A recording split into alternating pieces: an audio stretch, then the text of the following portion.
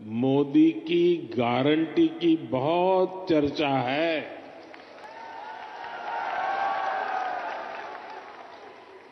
और रेवाड़ी तो मोदी की गारंटी का सबसे पहला गवाह है।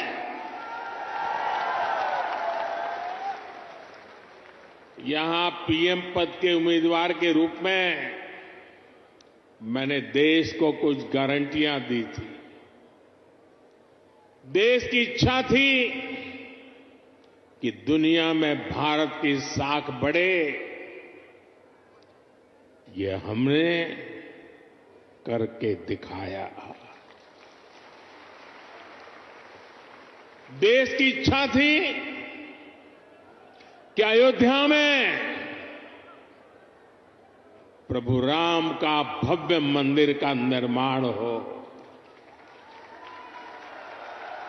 आज पूरा देश भव्य राम मंदिर में विराजे राम लला के दर्शन कर रहा है। और तो और कांग्रेस के लोग, जो लोग हमारे भगवान राम को काल्पनिक बताते थे, जो कभी नहीं चाहते थे कि अयोध्या में प्रभु राम का मंदिर बने, वो भी अब जय सिया राम बोलने लगे हैं।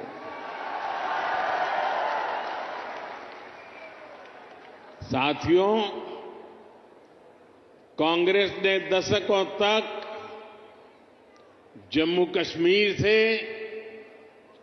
आर्टिकल 370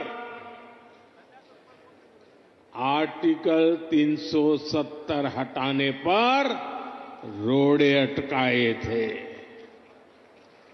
मैंने आपको गारंटी दी थी कि जम्मू कश्मीर से आर्टिकल 370 हटाकर रहूंगा। आज कांग्रेस की लाख कोशिश के बावजूद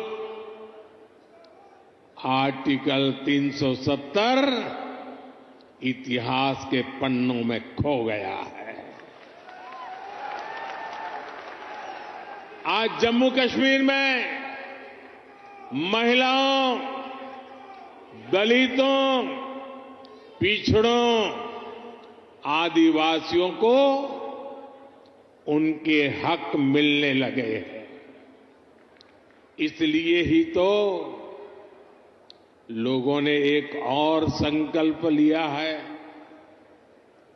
और जनता जनार्दन कह रही है, आप लोग कह रहे हैं, जिसने 370 हटाया,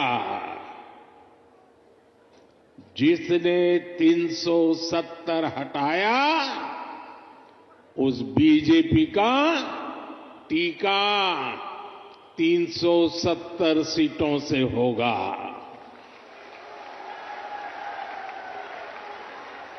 बीजेपी के 370 ही पहुंचाएंगे एनडीए को 400 पार। साथियों,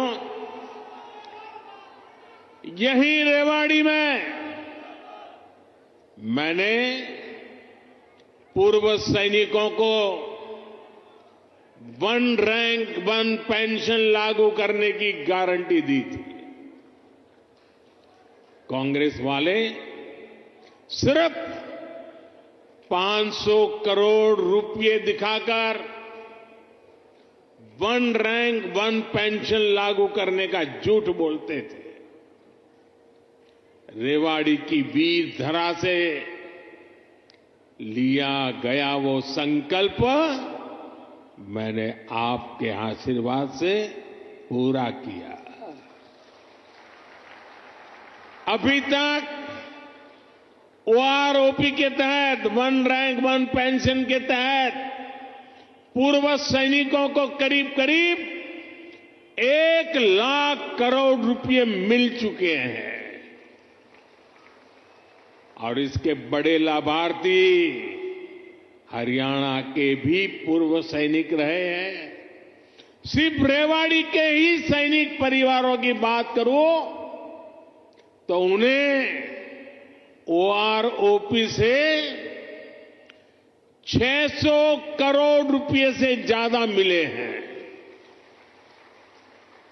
आप मुझे बताइए, जितना पैसा रेवाड़ी के सैनिक परिवारों को मिल रहा है उससे भी कम कांग्रेस ने पूरे देश के पूर्व सैनिकों के लिए बजट में रखा था, सिर्फ 500 करोड़। ऐसे झूठ और धोखेबाजी के कारण ही कांग्रेस को देश ने नकार दिया है। साथियों, मैंने रेवाड़ी वासियों को, हरियाणा के परिजनों को